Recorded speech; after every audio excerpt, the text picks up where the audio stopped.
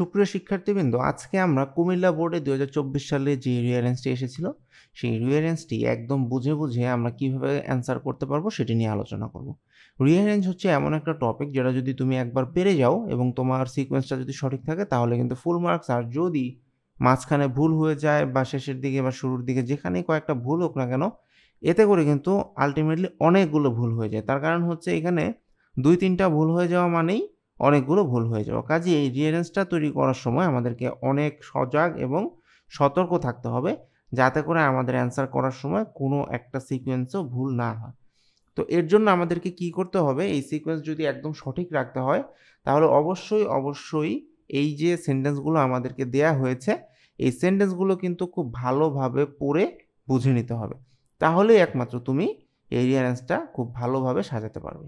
তো চলো আর দেরি না করে আজকে আমরা এই বোর্ডের যেই প্র্যাকটিক্যাল প্রশ্নটা আমি বেছে নিয়েছি সেটা সলভ করি।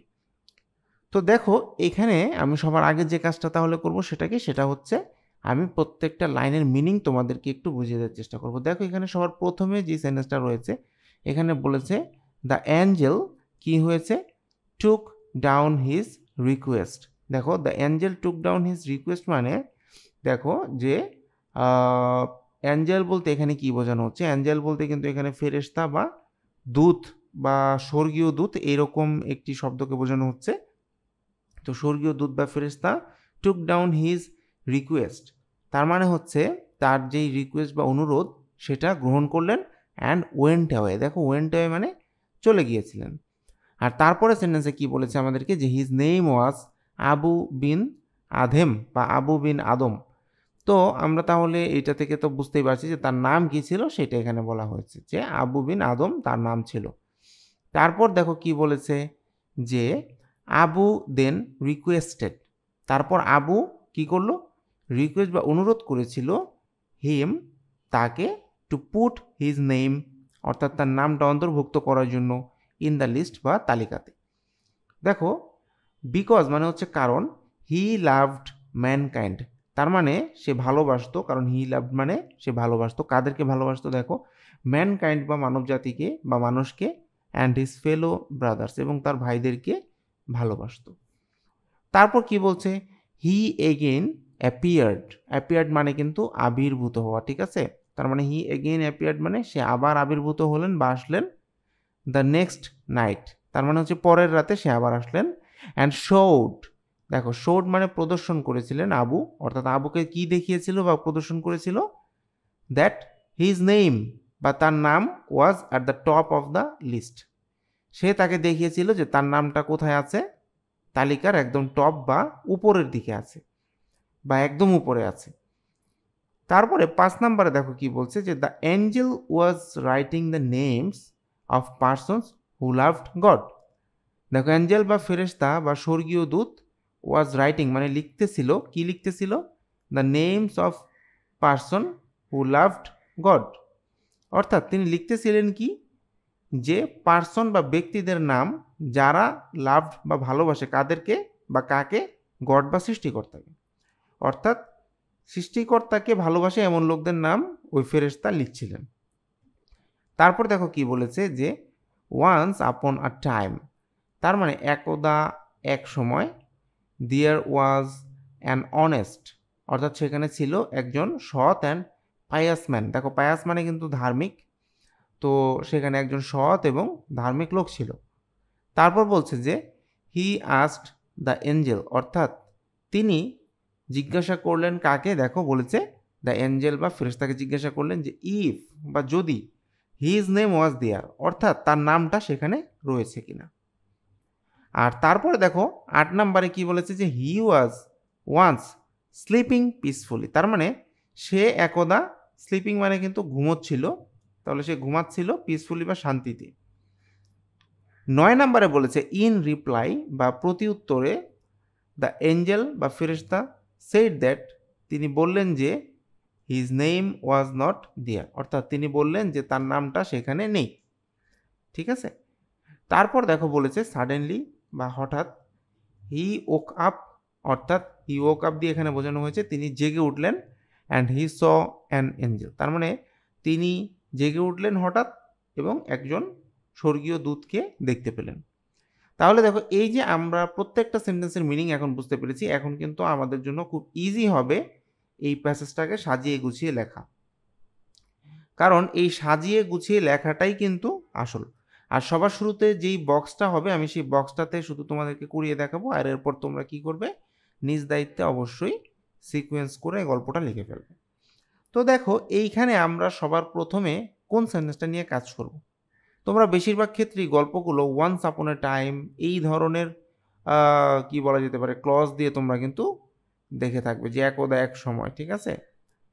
তো বাক্যের এই ধরনের অংশ যখন সবার শুরুতে থাকবে তখন একটু বুঝে নিতে হবে যে এই ধরনের বাক্য দিয়েই মেবি আমাদের রিয়ারেন্সটা শুরু করতে হবে। তাহলে দেখো এখানে কিন্তু এই যে 6 নাম্বার যে সেন্টেন্সটা দেখো, ওয়ান্স আপন এ টাইম বা একদা এক সময় সেখানে একজন সৎ এবং ধার্মিক লোক ছিলেন।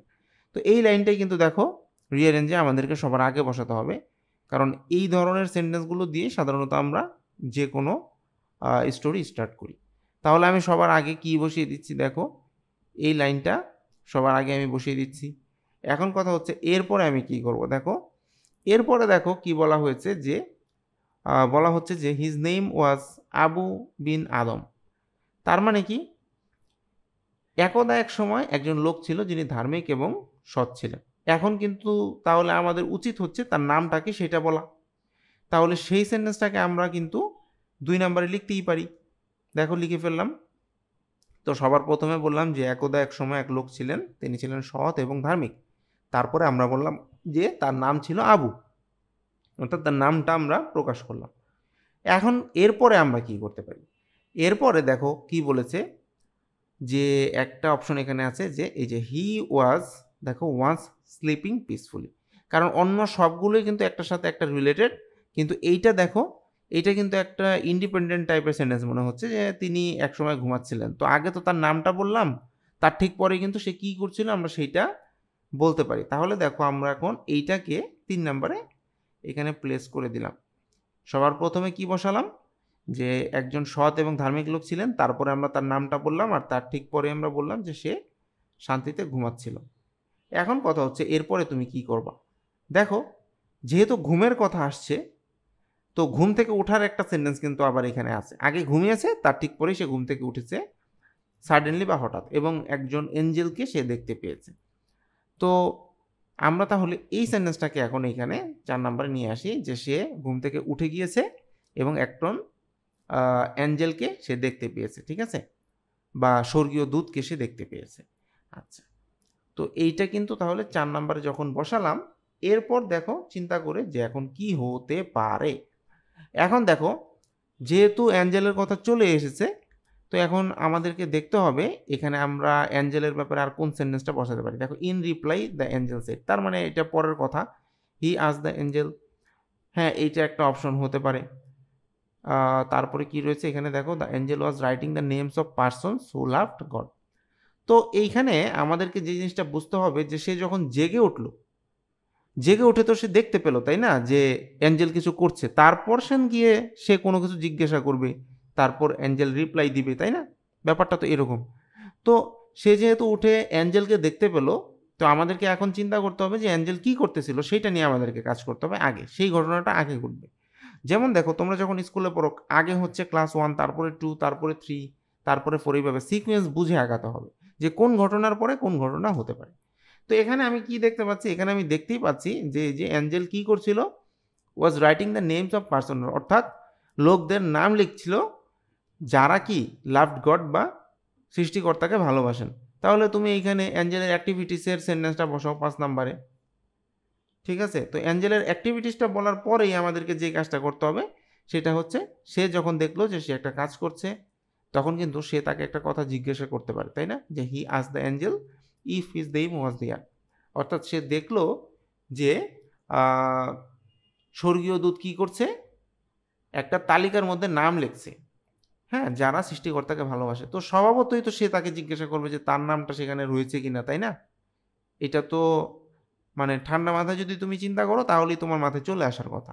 তাহলে আমি কি করব, এইটাকে কিন্তু আমি নাম্বার 6-এ বসিয়ে রাখবো। এই যে দেখো এই নাম্বার 7 যে সেন্টেন্সটা রয়েছে সেটা।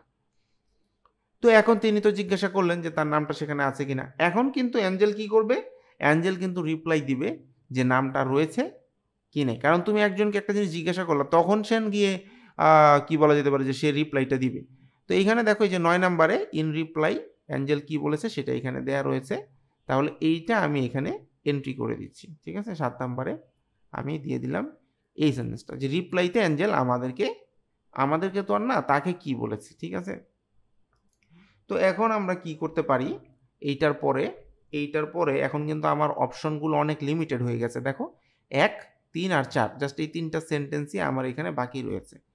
তো এখন তো সবার শেষে দেখো আমি কি বসালাম, আমি বসালাম 9 নাম্বার সেন্টেন্সটা যে ইন রিপ্লাই দ্য অ্যাঞ্জেল, অর্থাৎ রিপ্লাইতে অ্যাঞ্জেল বলল যে না, তার নামটা নাই।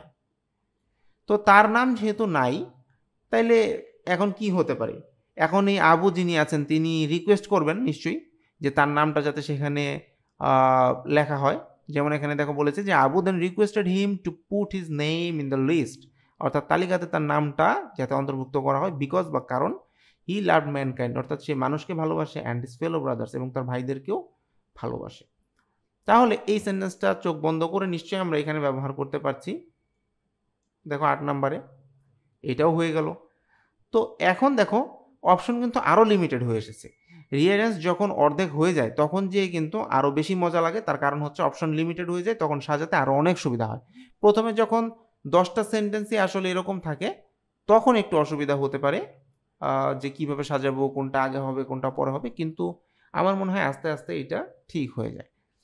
তো দেখো সে তো রিকোয়েস্ট করেই ফেললো যে তার নামটা যাতে সেই তালিকাতে আনা হয়। হ্যাঁ, কোন তালিকাতে? কারণ হচ্ছে যেহেতু সে মানুষকে ভালোবাসে এবং তার ভাইদেরকে ভালোবাসে, অর্থাৎ আল্লাহর যে সৃষ্টি তাদেরকে সে ভালোবাসে। তো এরপরে দেখো কি হবে, অ্যাঞ্জেল কিন্তু এখন তার রিকোয়েস্টটা নিয়েছে, এই ধরনের একটা বাক্য এখানে রয়েছে, the Angel took down his request, অর্থাৎ তার অনুরোধটা নিলেন, অ্যান্ড ওয়েন্ট অ্যাওয়ে। এটা তো বোঝাই যাচ্ছে।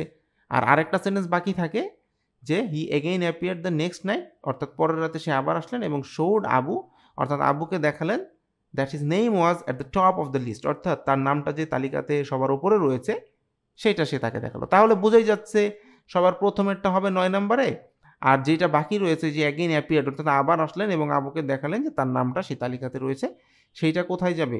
সেইটা অবশ্যই 10 নম্বরে চলে যাবে। তাহলে দেখো কতটা সহজ একটা রিয়ারেঞ্জ কমপ্লিট করা। এভাবে যদি তুমি চিন্তা ভাবনা করে বোর্ডের পরীক্ষাতে করতে পারো, আমার মনে হয় তুমি একদম ফুল মার্কস পাবে। অনেকেই আছে যারা 2-3টি ভুল করে চলে আসে বা সিকোয়েন্সটা একটু এলোমেলো হয়ে যায়, যে কারণে এই 2-3টা ভুল থেকে দেখা যায় 5-6টার উপরে যে ভুল হয়ে গিয়েছে। তো 10-এর মধ্যে যদি 5টা-6টা ভুল হয়, এত সহজ একটা টপিকে যদি তুমি মার্কস ছেড়ে দাও বা মার্কস না পাও, তাহলে কিন্তু তুমি তোমার যেই 80% মার্কস পাওয়ার যে টার্গেটটা, সেইটা কিন্তু আর সফল হবে না। কারণ ফার্স্ট পার্টে কোনো মার্কস ছাড়া যাবে না। ফার্স্ট পার্টে যতটা সম্ভব তোমাদেরকে মার্কস ক্যারি করার চেষ্টা করতে হবে। তো সবাইকে অনেক অনেক ধন্যবাদ এই ভিডিওটা দেখার জন্য। ভিডিওটা যদি তোমাদের কাছে ভালো লেগে থাকে তাহলে অবশ্যই লাইক, কমেন্ট এবং শেয়ার করো। আর যদি তুমি এই চ্যানেলে নতুন হয়ে থাকো তাহলে অবশ্যই চ্যানেলটিকে করো সাবস্ক্রাইব। কথা হবে নতুন কোনো ভিডিওতে। Till then thanks for watching. Tata.